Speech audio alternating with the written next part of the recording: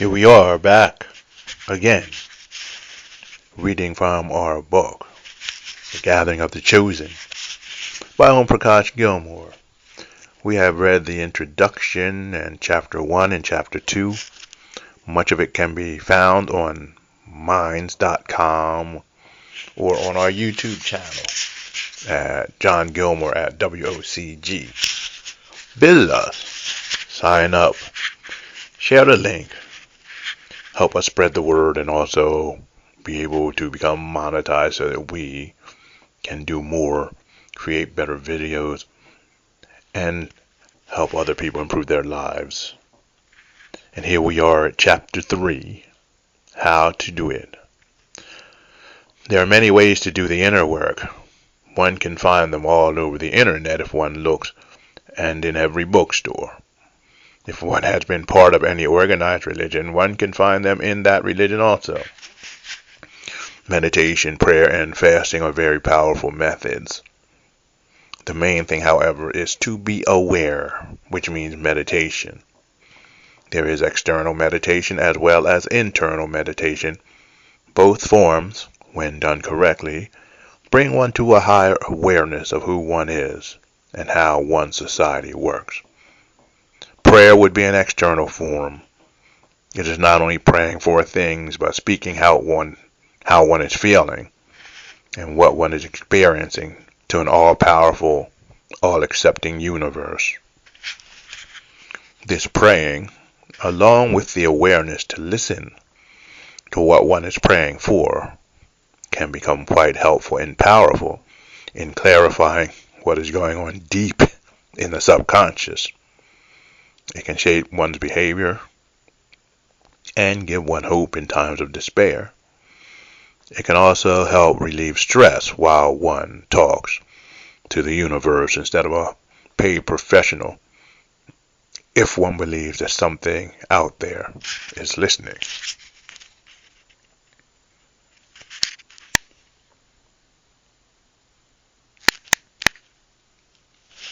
Meditation is like listening to the universe, God, Goddess, or whatever you would like to call it. It is monitoring everything, one's thoughts, feelings, and images that come up in the mind, just looking at them and letting them go. It is more about going deeper into the self to understand the universe instead of going farther outside of oneself. In this way, as in the prayer, one sees what has been and is influencing one's life. If one can just sit and watch without being attached, many of the painful memories and early wounds will be released. This is why many Western mystics often speak of meditation and prayer, while many others who practice religion rely solely on prayer without that much emphasis on meditation or paying attention. A space will develop between one's thoughts, feelings, and behavior so that one becomes a choice maker who acts as a result of the awareness acquired through meditation and prayer instead of an automaton who just reacts. This is when one becomes powerful and able to help make the changes in the world that makes the world better instead of replacing the corrupt leadership with nice-looking, more adept tyrants who feel even more justified than the previous ones. If one doesn't do the inner work, though, or practice and participate in a group with emphasis on the members doing the inner work, the group becomes aligned with the dominant culture's paradigm of behavior, and the political reforms one hopes to occur will usually not happen or will be something ineffectual. There will be new leaders with different faces, different words, and different agendas, but just another group of more gentle overlords looking out for their own self-interest without even being aware of it. They will, like the previous ones in charge, rationalize any immoral behaviors to attain their goals because in their minds they will be doing it for the good of everyone, as opposed to their enemies who are doing it for their own self-interest. What does this mean?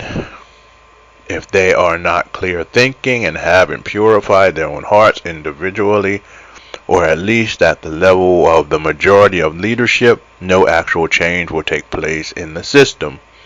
Perhaps a new group will be oppressed and a new one liberated to take the place of the former oppressive system, but the poison of unfair hierarchy will still be in the system.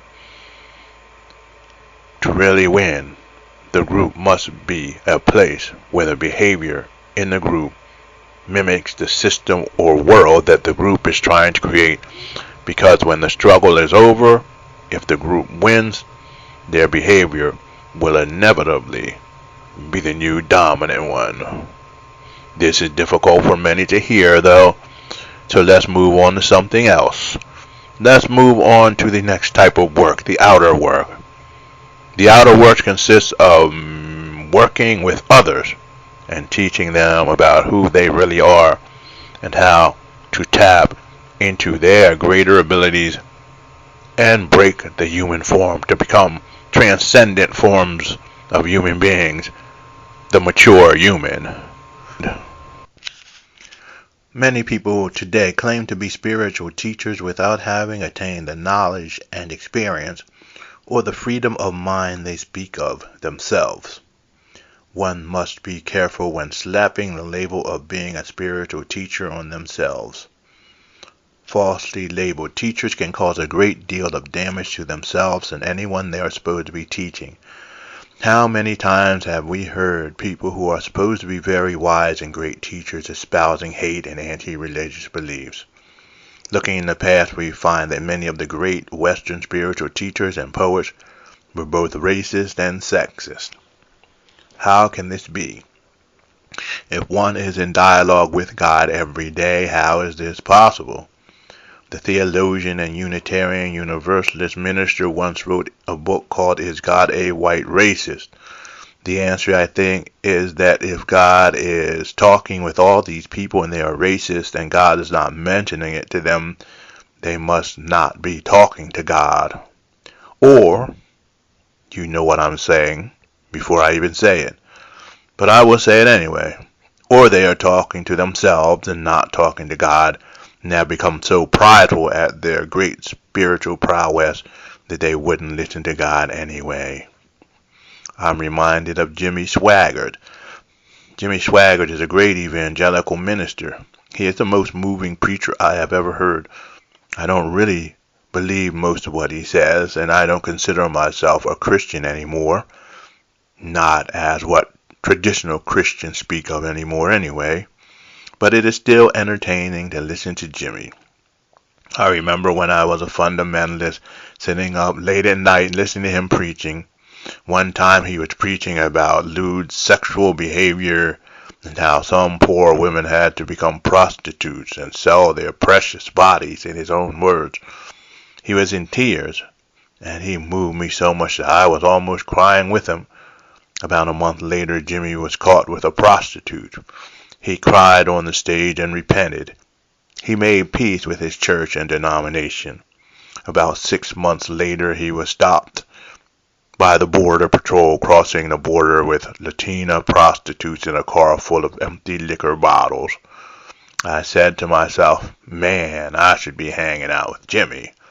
The church tried to defrock him, but after he talked with God, he decided to go forward without his denomination. According to Jimmy, God said, keep on going, Jimmy.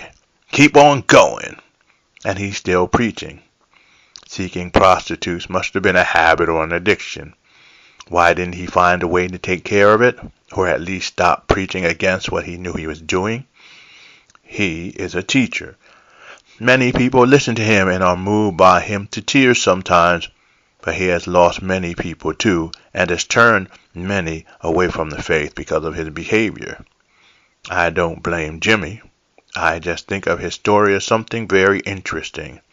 Is he a great spiritual teacher? I don't think so, and I don't think he would call himself that. He calls himself a servant. That is, after all, what the word minister means. Even so, I don't think that many of today's self-proclaimed great spiritual teachers are the ones who aren't gurus, but who make millions selling books and doing workshops. should call themselves teachers or be too quick to offer spiritual advice. If one is a great teacher, others will say so. One must always be careful of being acknowledged and lifted up as something great. When I was a minister in the parish, I remember getting standing ovations for some of my sermons sometimes. I would piss people off sometimes too, of course, but I also used to get standing ovations. It was a little uncomfortable for me because I didn't want to get too vain or shape what I was saying in order to get acclaim. That's why it is most important to be humble if one is a teacher. It is important to teach what one knows and important to say what one is feeling or how one understands things, instead of explaining things as if that is the way they are with no discussion. All ideas should be up for discussion. If at all possible, it is better not to be referred to as some great teacher. It is better to keep one's head down. In that way, one is always observing and learning. That keeping the head down, observing and learning is really the only lesson plan one has to have for students or those seeking knowledge. That is it. Everything else is a slight variation of that lesson. This may not bring one fame and fortune, but it will awaken one and others to a deep awareness of self that would lead them to change the world for the better. There is difficulty that occurs in much of the world where those who educate and or do human services are not as appreciated as those who produce products, ideas, or various procedures that corporations can use to make more profit. Teachers are not often paid enough to survive, or they are paid enough to just survive, especially spiritual teachers. Since that is the cause, they usually have to work 2 or 3 jobs or become a superstar by modeling themselves like the archetype of the teacher that has been presented via the media in this society. If one wants to change the world or help people awaken, as true teachers do in many cases, one needs to find a niche and just bend him or herself a little bit to get more fame and fortune. It is then that the problems arise. We can see these problems as we look at the stereotypical niches of various teachers in society. I speak now about the U.S. because it is the society I am more familiar with. Asian people often teach meditation. White women often teach yoga. White men teach spirituality with a scientific bent. There are very few black spiritual teachers, and they are often teaching things like African spirituality or something having to do with gospel or some variation of the black church, as seen in most of the glossy magazines from places known for offering very expensive weekend workshops for the who's of who in the spiritual world.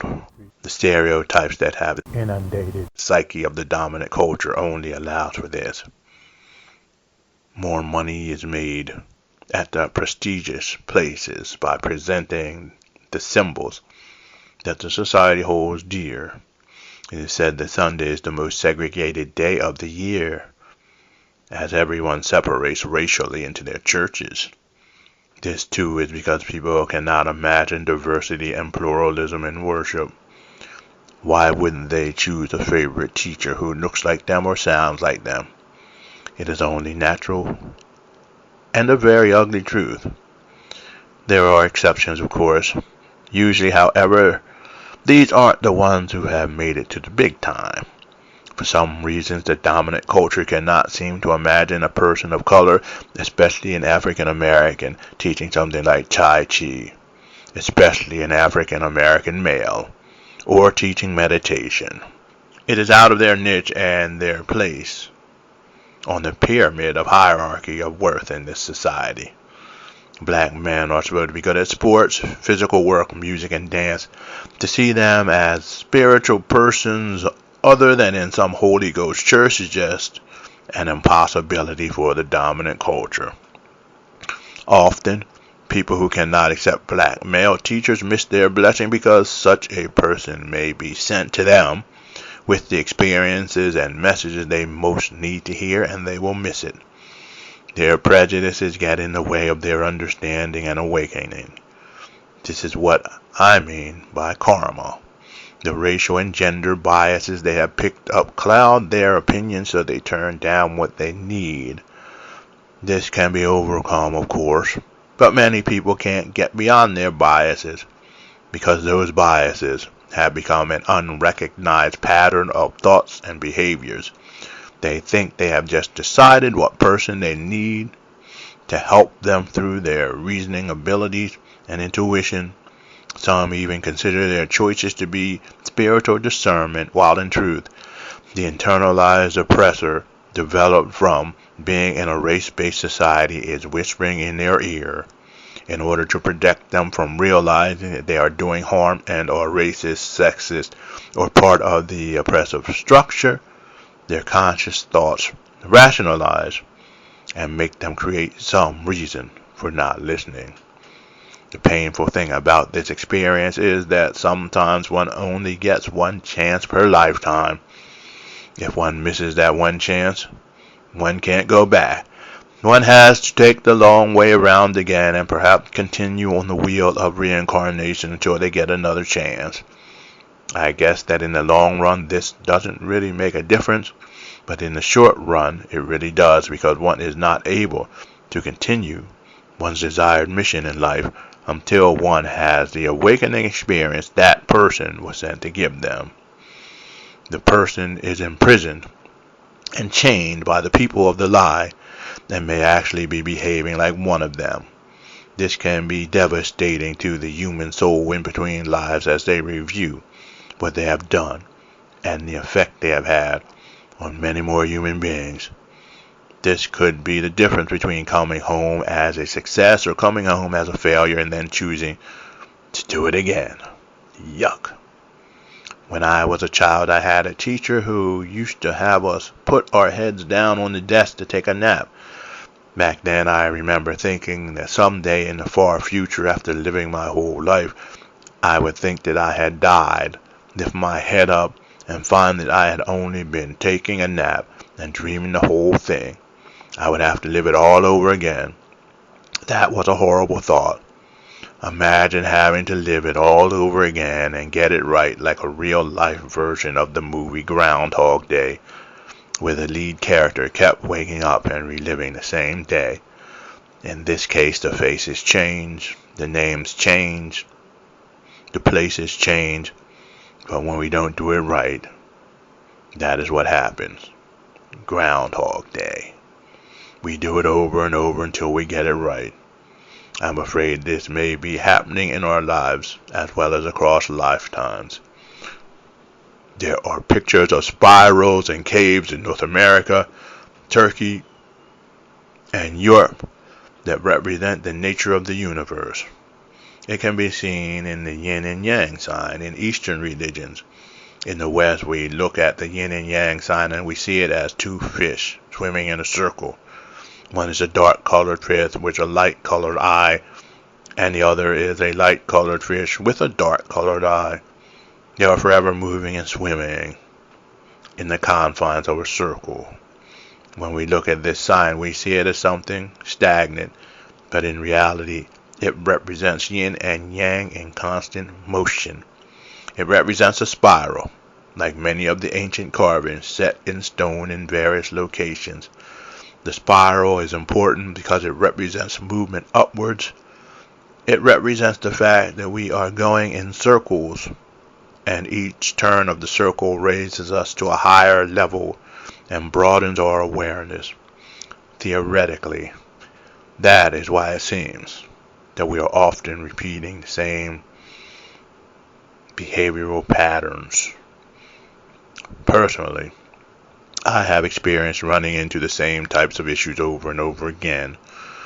The same type of conflicts and troubles seem to arise in different places with different people.